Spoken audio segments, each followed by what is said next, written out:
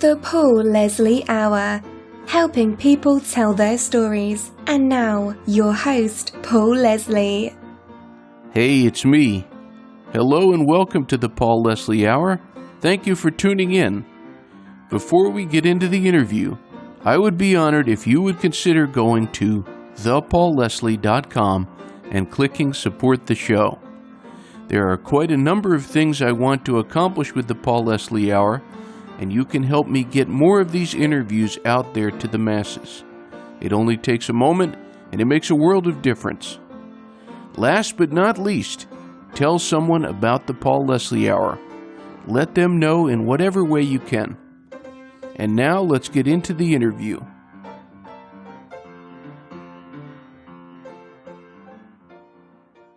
Well, ladies and gentlemen, I'm honored to have an audience with two artists on this episode. We have Larry Campbell and Teresa Williams, both veteran musicians, performing and recording artists. In addition to their own projects, they've taken the stage together and recorded together. They've also shared the screen together. There is a 10-part docu-series. You can get it on Amazon. It's called It Was the Music. So it's a great honor to welcome Larry Campbell and Teresa Williams. How are you, folks?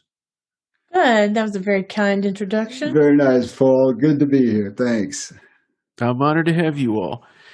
So what was this entire experience like for you all of having your every move documented on camera? It would have been better if we hadn't been exhausted almost every time. Invariably, it would be a film crew in your house when you just come off of doing a bunch of one-nighters, possibly even driving ourselves, because you would have had like 2 hours of sleep and get up and have to face the day of these people. But fortunately, we became friends really fast with the guy, the director, Mark Moskowitz, and one of the executive producers, Steve Riggio. And so it ended up being fun. Just the hang, was fun. So that ameliorated it a little bit. Yeah, but they were real good at the fly on the wall thing. Yeah, and we got comfortable pretty quickly where we would just sort of forget they were there after all the initial setting up and all that stuff, and I think as a result of that, Mark was able to capture who we really are on the side you want people to see and on the side you might necessarily not want people to see. But it's natural and it's honest. Yeah, and Larry pointed out we spent a few years with the film crew following Levon. When we were working with Levon, they followed him around for 2 or 3 years making Ain't In It For My Health. So kind of got inured to the whole thing. Yeah. What has always been the purpose of the art you create? The purpose? Wow. Oh, you're going deep right out of the chute here. Well, so here's what I think. I think it's the purpose where it starts is it's born of a need for self-expression. There's the fertilization of the egg right there, and then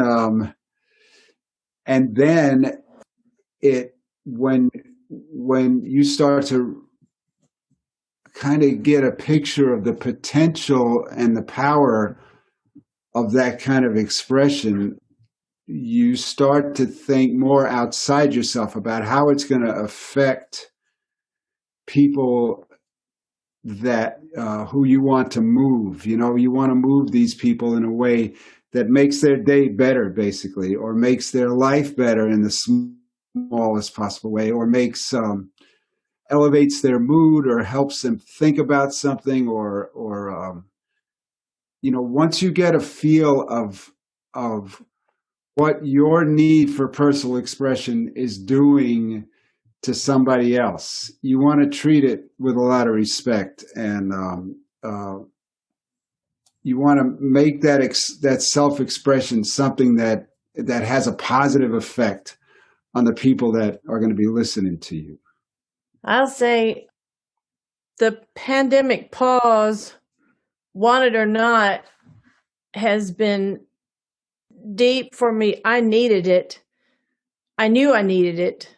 I regret that it took a pandemic for me to be able to take the time that I needed, because we had pushed and pushed for years, and without kind of stopping and going, okay, we're entering a new phase of our life. This is how we're going to be living now for quite a while, a few years. We just launched into it. It just felt like the train left the station and I was barely hanging on to the back end of the caboose, just barely, with my hair and dress flying out behind, just barely hanging on. I would draw stick figures to that effect around that time. This was, maybe around the time Levon died, maybe before even. We had started working on our first record before he died. Amy had started her solo career. Most of that band had their own bands anyway. But it just, like, when we got serious about our duo things, like the train left the station. And so I needed this break to just stop and think. And it's been really revelatory. I've heard so many people in all walks of life say that. So many people. I was watching the Hemingway PBS series, Ken Burns, as I guess a lot of people have, and they talked about how he approached his work as like a sacred altar, and he really worked on it. I just feel the whole goal of what we do for me is to live in this hot, white light of truth. That's the whole goal. That's the only reason I ever started doing any of the performing I've ever done. I don't feel like there's a reason to live if I can't hit that every now and then. It's like the only reason to be alive. And so after we hadn't done any much work. I mean, a couple little things online, whatever, but not much really during this pandemic. And, I'm dealing with a very heavy thing with taking care of my dad with Alzheimer's. It's very deep. It's deeply meaningful. And it's also very stressful. My mother's alive, but she's also 85 and she's a dynamo, but she's had her own health issues. So it's just been this deep meaning and pause, and being back in my home area longer than I've been since I left home, as a teenager. And then yesterday we went down to Muscle Shoals and recorded a tune for the new Tony Rice, the tribute record. Ah. We're not that far from, we're like we're within a couple hours of Nashville, a couple hours of Memphis, a couple hours of Muscle Shoals. We're in this I grew up in this great location, which, at the time I had no clue, but now that I've left it and come back, I'm like, oh, that's pretty sweet, So we're down there recording, and it was so much fun just to be creating this song in the booth. It's a song that Peter Rowan wrote, Tony Wright and I did together, but to be creating it as Larry and Teresa, I can't just I just reminded me, I can't live without trying to find that moment of truth, that flow. Wow, that's a very long-winded answer, but you walked right into that for me. I'm sorry that's so long-winded, but that question is I've been pondering that pondering that during the whole pandemic pause. Yeah, seriously. Well, something that people will get to see a lot in this docu-series is the two of you all making music together. What have you learned about one another by singing together? It's a very sweet place to be. I think that's what attracted, not necessarily just the singing, but the music attracted us to each other. Well, that's what got us together to begin with. I mean, I heard him play before I even saw his face in the room with this little rehearsal. And I was kind of I joke and say in love at first note, but that's really true. I heard him playing and I just, who are you? I mean, how do you understand? How are you so inside this music? Because I knew all those musicians were out of New York. And I just couldn't understand how he could be that deeply inside something that was so Southern. And it went from there. And it's just like, it's like a a cradle. It's being in a cradle, our music together, and it's the glue of our relationship. And back It's to very intimate. back to the other question, what the answer Larry was giving you about helping other people. I think you kind of can't think of it that way. I mean, you do think of it, of course, when somebody comes up to you after you've done a song and maybe you didn't feel like you gave a great performance and you weren't hitting that flow place, but it was enough in your muscles that this person, it still got the feeling across, and a person comes up to you and says, I had to leave the room. That was so deep and painful for me, hopefully in a good way. Yeah. But it was such a healing thing that I had to leave the room because of whatever, had just happened in their life. So that's definitely reaffirming, but I think you can't think that far ahead. You have to just shoot for that stark moment of truth for your soul. And if you can find that, then the other is lovely gravy. And that is really, the purpose. You said the purpose. I think Larry's right. That is the purpose. And singing together, performing together, it adds this whole other dimension to a relationship that, it can be a recipe for disaster. That's more common than not, actually, when two people have a romantic relationship and they combine that with a creative and a business relationship. There's a lot of pitfalls there, but we have somehow managed to navigate all around that stuff and been able to take the intimacy at its purity that is afforded to you when you can do something like this together. I mean, yeah, sure. There's no question. I'm in love with Teresa. I always have been. But this depth of this connection we have the same taste in music, basically. And what music does to her, it does to me too. And when we can do that to and with each other, it's huge. It's just it's a great thing to do. Some of the things that are interesting, I thought, about the docu-series is I'm a firm believer, as Stephen Sondheim said, that God is in the details. There's little things. Definitely. There's little things Definitely. Go ahead. I was accused once. I was, I've done theater also, and I was accused in a role by the costume designer of being too detail oriented, and she meant it as an insult, and I was so flattered. I was like, yes, that's the point. How could you create any of this if you don't do the details? It has to be, the meat is in the details in what we do. Definitely.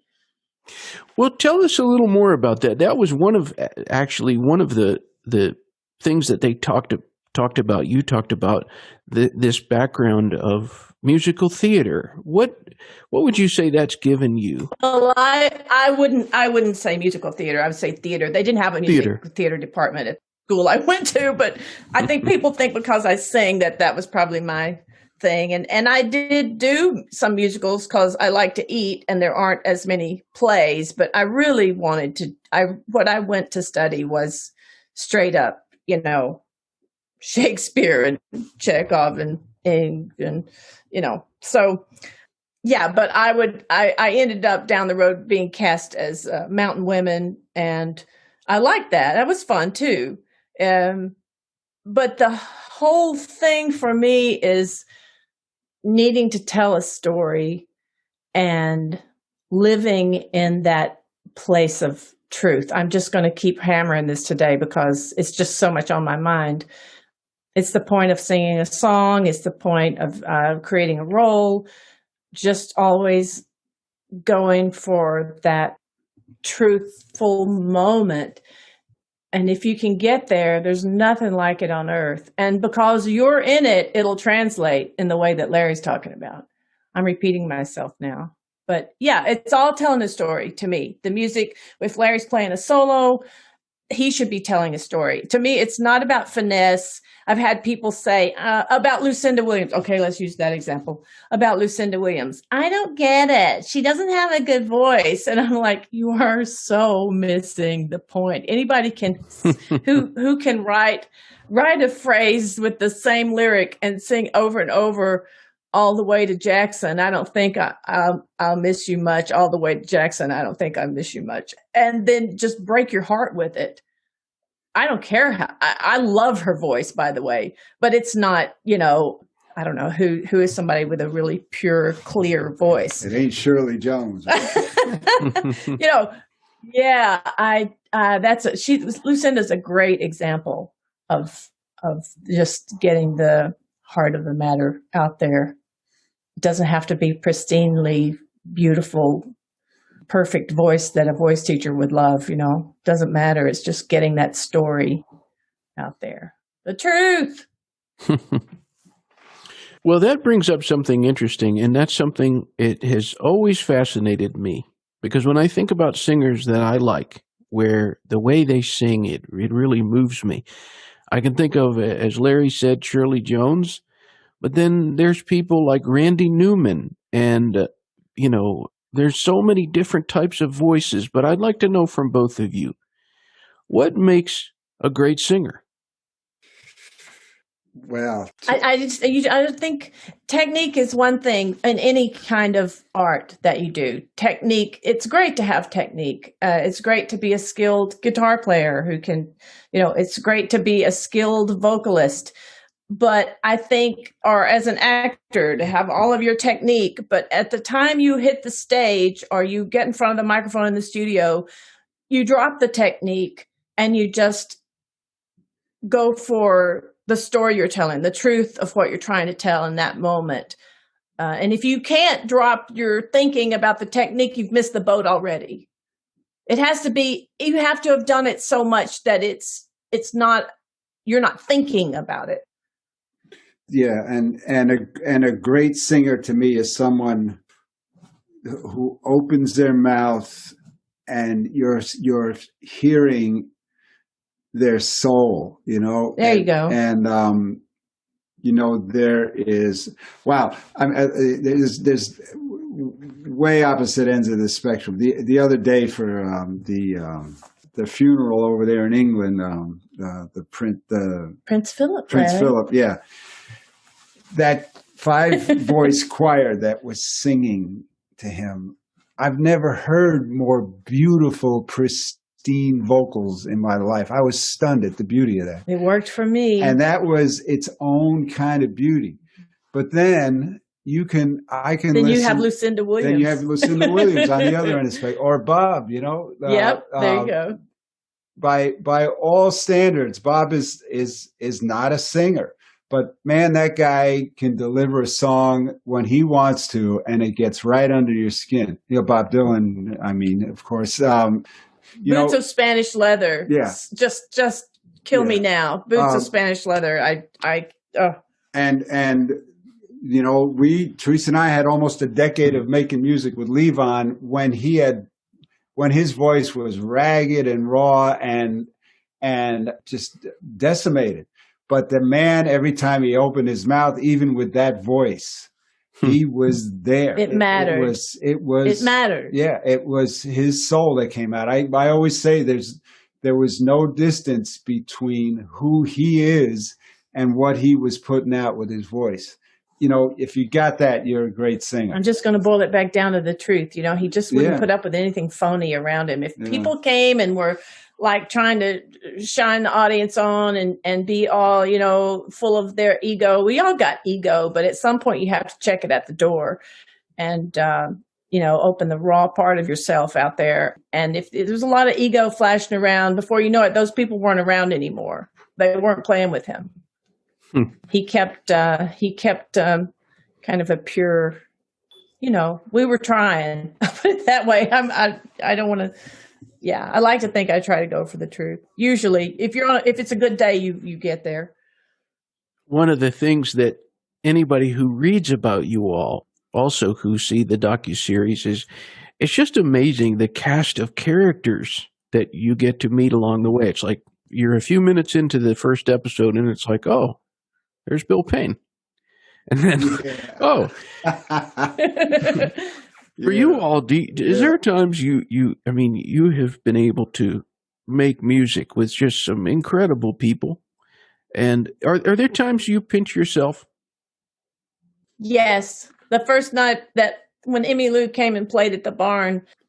At Levon's barn. At Levon's. She opened and they had some background together. And I was so excited. I wouldn't let myself listen to, this is so twisted. And Larry knows this. I wouldn't let myself re-listen to any of her material to refresh myself that she was there, because I was afraid somebody would think I thought I was going to get to sing with her. And when I get to the rehearsal where just Larry was working, she had gotten Larry to help back her up for this. So she didn't bring it. She had a friend who lived up there and she used Larry, and I just kind of like was dropping him off, and she got me to sing, and I thought I'd died and gone to heaven. I couldn't believe it. And then I was kicking myself because I hadn't refreshed myself on some of the stuff. But that night we sang with her at the barn, and Larry's like, you realize you're singing with Emmy Lou? And I was like, don't tell me, I won't be able to do it. And I just couldn't think about it that way. And then afterwards, after it was over, I was like a little kid. I couldn't go to sleep. I was so excited. It was like Christmas morning. I could not sleep for the rest of the night. That was one of the very early rambles. And we've since Larry probably was friends with her before, but we've since become, we've done her charity thing with her before and a few things, and, consider her a friend, and she's mutual friends with our friends, Buddy and Julie Miller too. So it's kind of all in the family at this point. But yeah, there were quite a few times where you were pinching yourself, and even still that for me to go on and work with Jackson Browne and Phil Lesh, and I mean, it's unbelievable. It's cool, and what's really cool is finding out what great human beings these people are, aside from being ridiculous musicians. All of them, and then to have a personal relationship with them. Jackson's one of the coolest people in the world. Jorma McCalkin, Jack Cassidy, Phil, of course.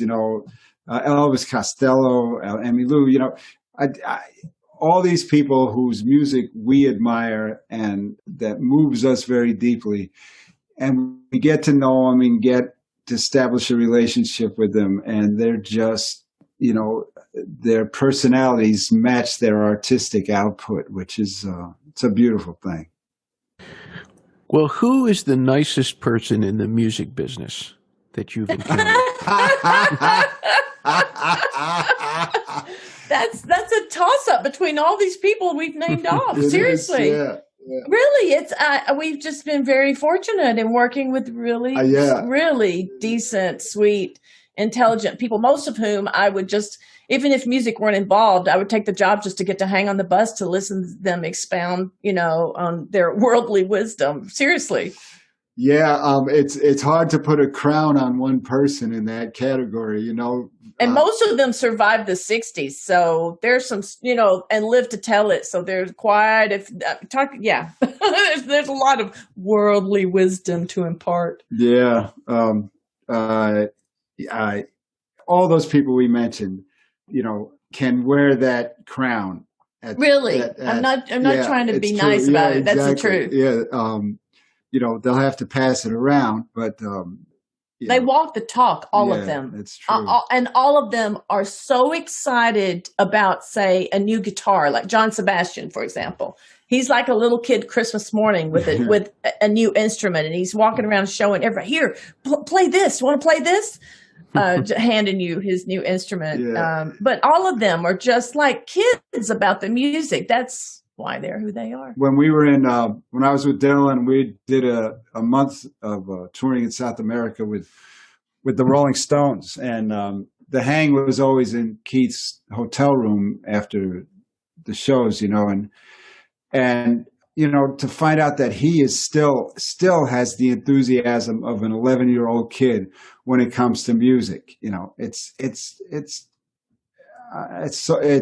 nothing less than completely endearing, to think a guy like that still, he would sit there and play Muddy Waters tapes and real old obscure Chuck Berry stuff and a lot of the old country blues guys and Hank Williams. He'd be playing this music like it was the first time he heard it. And that's a beautiful quality. Since you mentioned Mr. Bob Dylan, I think we should tell everybody, and a lot of people know this already, but Mr. Dylan, Bob Dylan, is going to be turning 80 in just a few weeks now. And Larry, you toured with him and recorded with him. What do you think the public misses about Bob Dylan? Well, it's a good question. Yeah. Might depend on the generation. Yeah. He's made his impact, and it's something that can't be erased and can't be diminished. And it kind of doesn't matter what he does with the rest of his life now. For many, he was seen as a prophet back in his at the height of his thing, but that was an illusion and just a mirage. But he was the right guy at the right time back then for social consciousness in music. He was sort of the template for that, and many have carried on that tradition since then. And I don't think he's under any obligation now to continue that. But I'll tell you something. Since I left his band, I hadn't paid much attention to what he was doing, but I heard some tracks from his last record, the one with the JFK thing, and it just, it struck me again what a brilliant artist this guy is. I mean, just he's one of a kind, and it just, he is what he is. He does what he does. Nobody else does it, and he can put out nonsense every once in a while if he wants to, and he's got license to do that. But this is not nonsense. What his latest output, and you hear characteristics of the old Bob Dylan in this record, and then again, it's something completely different that he's never done before, and his whole career has been that. Many people have written about him reinventing himself each time he puts out a new volume of work. But I don't know. I guess the answer to your question is I don't know, but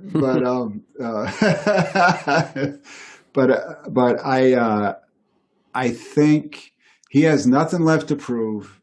If he is moved to continue artistic output, then it's only to our benefit.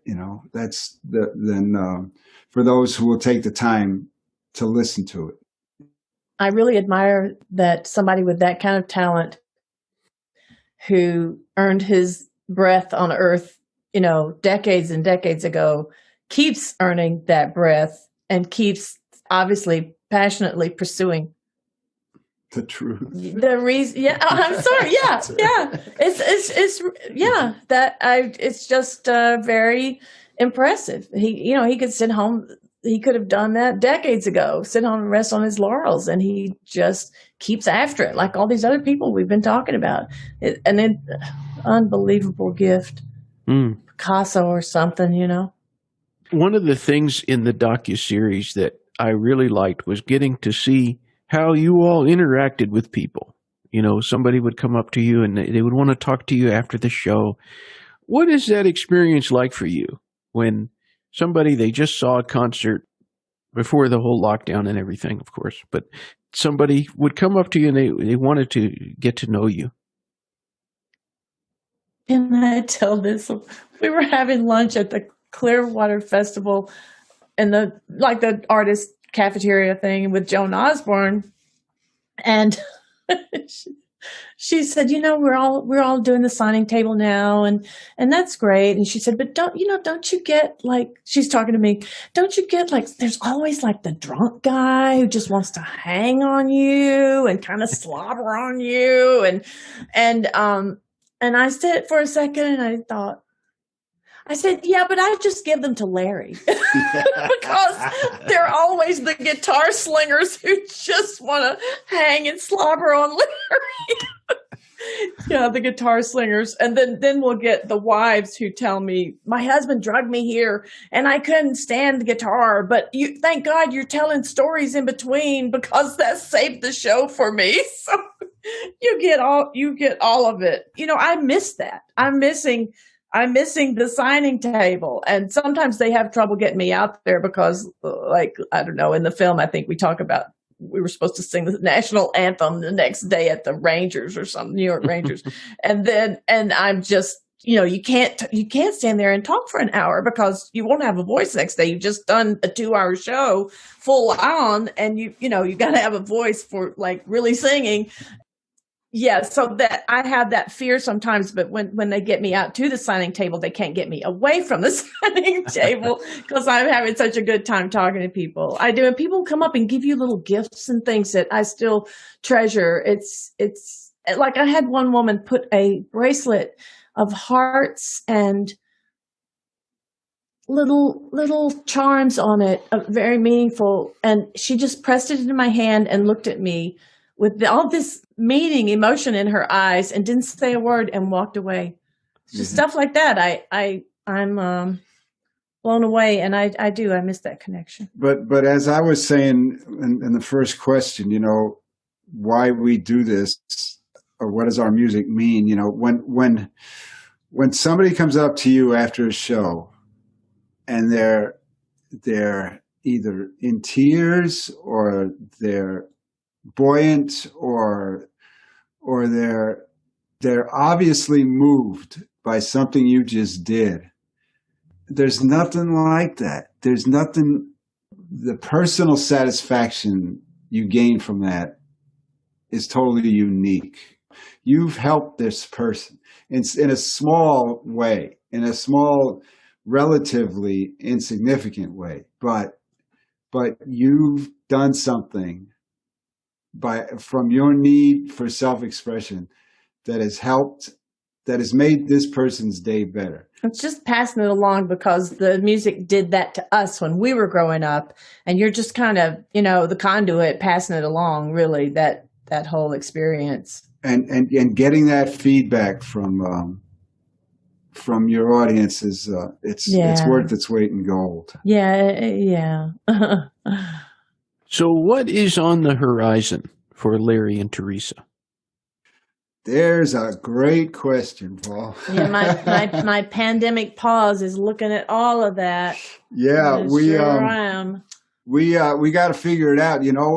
We have a live album we recorded at Levon's Barn 2 years ago that was due out last spring, but because we couldn't go out and promote it, we put it off, and that is going to see the light of day sometime this year. I have to say that's a really fun record too. Yeah, it was fun making it. It's fun to listen to. So we got to figure out the strategy for getting out there around that record. I'm writing again, and he made me cry just a few days ago. Like at breakfast, he said, "Let me play the song for you." I was weeping. Yeah, that's in a good way. In a good way. Yeah. Thank you very much. Yeah, and it's COVID related, but not in words, just in that it's about something that happened while he was sick with COVID. So and it's a happy thing. Anyway, yeah, and it's happy. We want to hopefully get another studio record done before the end of the year. The issue right now, and it's a big one, is Teresa's need to be helping with her father. So a lot of stuff has to be balanced out before we can have a tangible plan for getting back out on the road. But we're going to, we have to do it. We got to get back out there again, and we're going to figure out how to do it. So. It's all going to be rolling back. All these opportunities out on the road. I always like to, at the end of the show, I like to give the guest the stage. And it's not limited to music, but I know people will be listening from all over the world. What would you all say to anybody who's tuned in? Keep the faith. This is all going to pass. And we're all going to get through it. Just keep the faith. Just hang in there. We're gonna get past this. Yes. This too shall pass, and we'll all be out there together at venues together again soon. I believe that.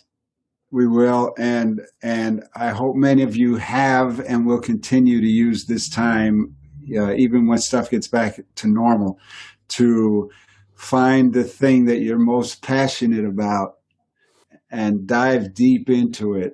And make that the focus of the rest of your life. Wow, we're heavy. We need to come up with some jokes, don't we? We're being too heavy today, Paul. Well, I'll tell you one little lighthearted thing. When I was watching one of the episodes of the docu-series, it was the music. You know, one of the things I thought, it must be weird to just have your every little moment being videotaped. There was this scene where Larry's on the couch and he was eating these little, I think they were like little chocolate covered almonds or walnuts or something. And I was watching it on my couch and I was snacking and I looked and it was the same exact product which I had gotten from Marshall. And I was like, what? That's so funny. That is funny. Yep. Well, Teresa spends a lot of time in Marshalls. I can tell you that. So. You got him there too. Yeah. Yeah. It's weird to be, to have those moments where you're just being you, and to have that put out there in front of the whole world is, but. It is great. The one thing, I keep saying this too, I think we're incapable of seeing this series with any form of objectivity, except to the degree that we're able to tell that Mark Moskowitz put his heart and soul into this, and he presented us with no frills, with no sugar coating. Yeah, and the good and the bad exactly as it is. It's a complete and total honest depiction of who we are and what we do, and that's mission accomplished right there. Well, everybody can check it out. It's on Amazon, and also check out LarryandTeresa.com. And thank you all so much for spending time with me. I really appreciate the chance to interview you all. I'll bring some jokes next time, for goodness sake. Paul, great questions, man. Really, really well done interview, I think. So thank you. Thank you. Thanks. It's a pleasure. Next time I won't start out so heavy. It's okay. The audience can take it. All right. One good thing about being down here in Tennessee during the pandemic is my mother she drives me crazy, and at the same time she makes me laugh harder than anybody I've ever met in my entire life. I mean, rolling in the floor laughing. So there's laughing going on every day down here in the midst of our little Alzheimer's world. So that's good. Yeah, keep laughing, keep singing and laughing. Well, all right, folks. I really appreciate it. Until next time. All right, Paul. Thanks for doing this, and we'll hope to shake your hand one of these days. Oh, I'd love it. All right.